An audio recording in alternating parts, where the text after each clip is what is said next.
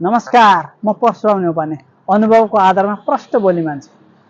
म पहिला कस्तो थिएँ र अहिले कस्तो भएँ यसो ख्याल राख्नु भएको छ? मेरो फेस यसो ख्याल राख्नु भएको छ?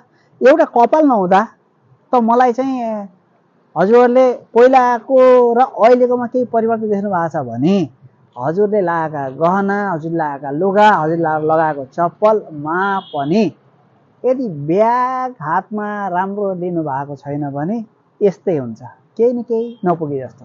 र अहिले 2081 सालको बडा दशैंको उपलक्ष्यमा हार्दिक मङ्गलमय शुभकामना सहित झोलै झोलाका छुट्टी संसारले विभिन्न किसिमका ब्यागका भेराइटीहरू लिएर आएको छ। पाल्नु होला, राम्रा राम्रा सामानहरू छन्, लिनुहोस्। नेपाली उत्पादनहरूको पनि मन फुकाएर लिनुहोस् है। तो भन्दै हस् त, नमस्ते।